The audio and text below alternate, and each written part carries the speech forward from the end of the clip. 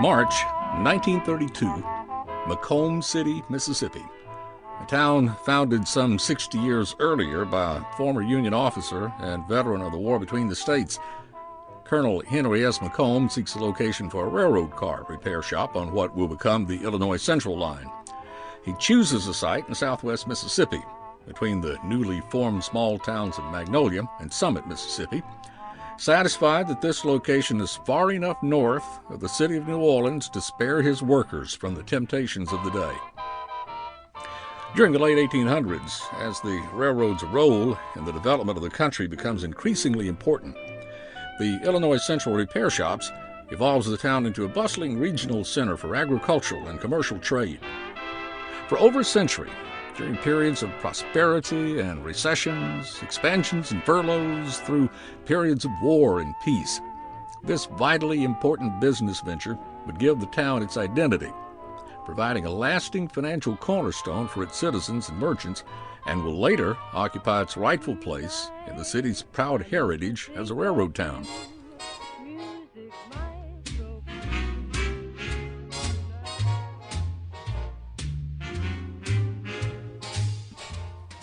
Across Railroad Avenue from the repair shops and a block west of the passenger depot, 23 of the city's most prominent leaders gathered in March 1932 in the Palm Room of the McColgan Hotel in downtown McComb. They hear a visitor from a newly formed Rotary Club in a neighboring town extol the merits of forming a McComb chapter of Rotary International, a growing worldwide civic organization founded in 1905 by Paul Harris. Harris is an attorney and a resident of Chicago, Illinois, coincidentally the headquarters for McComb's railroad shop management. According to the late Bill Neville, a club historian who joins the club soon after it is formed, no one gathered there that day in the early spring of 1932 had nearly the required charter fee of $100, which was no small sum for a group of young family men in a rural economy during the Great Depression.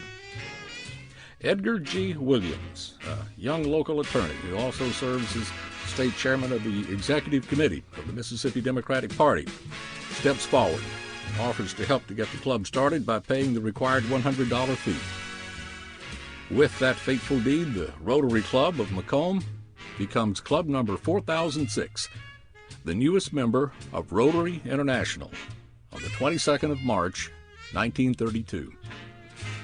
Williams becomes the club's first president, and the Reverend C.E. Geis, pastor of J.J. White Memorial Presbyterian Church, is elected secretary. As the nation deals with staggering economic and social hardships created by the Depression, news items of the day tell the events that will shape the world. In 1932, Franklin Delano Roosevelt enters the race for President of the United States, announcing that his campaign song will be "Happy Days Are Here Again." He tells us about his plans for a New Deal. In Hopewell, New Jersey, 20-month-old Charles Lindbergh Jr. is kidnapped, and despite his father complying with a series of ransom notes, the baby's body is found 2 months later, 4.5 miles from his home. In Germany, Adolf Hitler wins his Nazi Party's candidacy for president, but is defeated by Paul von Hindenburg in the runoff, only a temporary setback in his quest for total power 2 years later.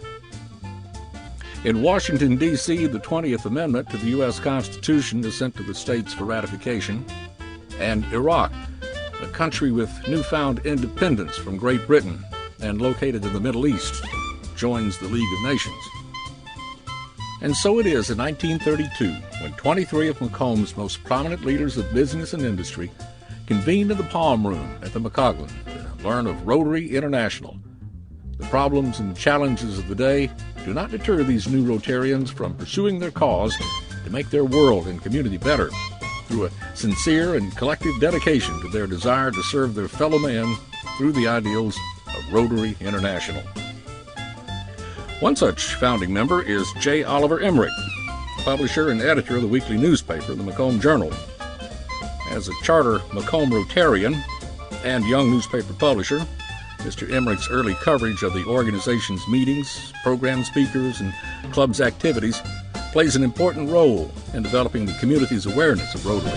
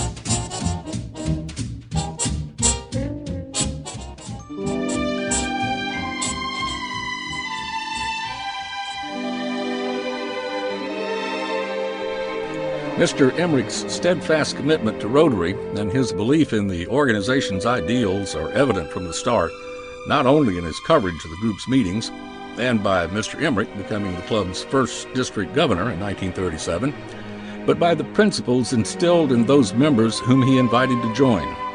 Rotarian Charles Dunnigan is one of those members. I moved to McComb in 1963 to become managing editor of the Enterprise Journal, and of course my boss was Oliver Emmerich, who was one of the charter members of the Rotary Club. And I guess it would be an erroneous statement to say that he invited me into the Rotary Club. He told me I was in the Rotary Club about the second day I was in McComb. And it was one of the greatest things that happened to me during my stay, my long stay in McComb, was being a member of the Rotary Club. I guess I went to maybe the first Wednesday I was here, I went as his guest. And he proposed me as a member, and before he even told me that he had. And of course I don't think anybody would have, nobody knew me, but they knew Oliver, and they would not object to anyone that he proposed. Yes, several of the older members that I immediately became acquainted with after I got in the club included J.W. Alford and Bill Neville. Bill was president of it was in First National Bank, it's now Trustmark, and it was next door to the Enterprise Journal. At the time we were downtown, and J.W. ran Denman Alford across the street. So I got to know those two gentlemen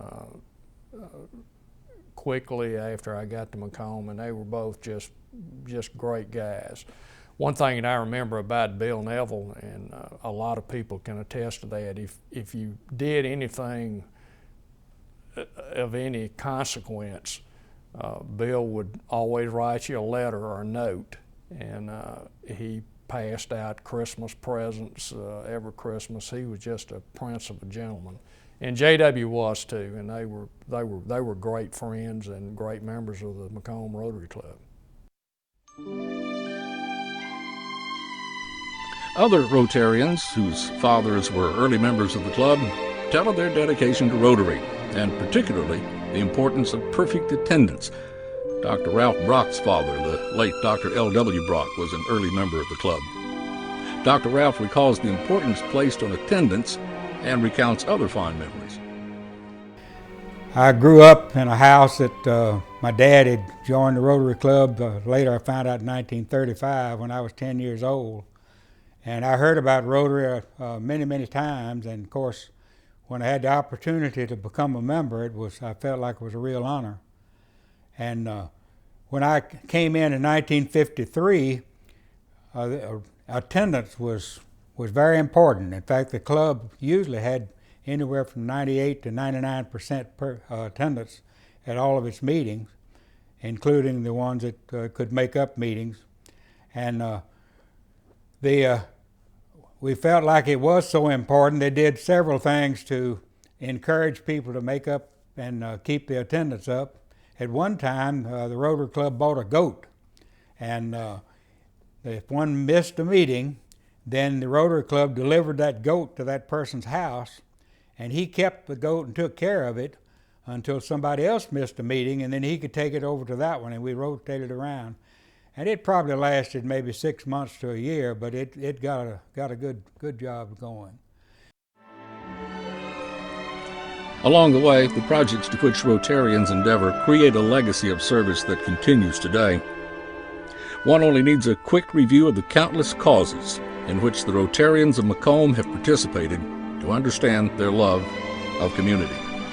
Just as today, the committees that are established in the early years give a glimpse of Rotary's involvement in the critical issues of the day that directly affect the community.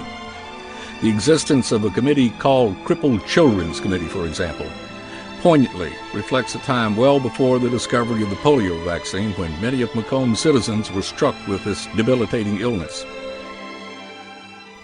And I had known people personally that had been had polio and crippled, and I saw a lot while I was serving in the Army, and it was something that everyone, as you raise children particularly, you were just frightened from the beginning of the summer.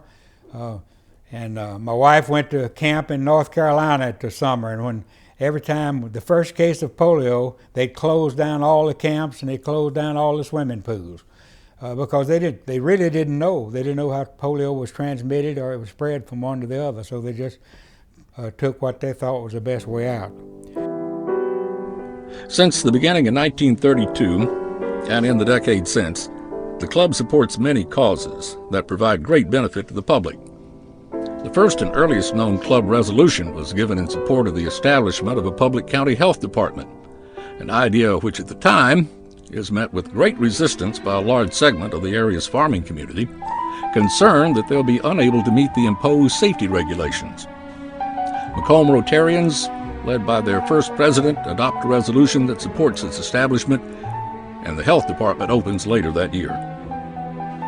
McComb Rotarians also pass resolutions supporting the establishment and proper operation of Percy Quinn State Park and lend their support for countless other causes and projects for the greater good, including literacy, tax reform, conservation, and litter cleanup campaigns for our rivers and roadways, scholarships for needy students, and the purchase of books for the library. McComb's Rotarians' leadership in troubled times is also evident as the local Rotary leadership petitioned the community for calm and reason during the turbulent 1960s. Following what has become known as the Long Hot Summer of 1964, over 600 signatures of local citizens are gathered and published, led by a Rotary Club president, Dr. Ralph Brock, urging a peaceful and lawful resolution to the strife and unrest that had affected the community during the struggle for civil rights. During 1964, we had a civil rights crisis in town. We came very close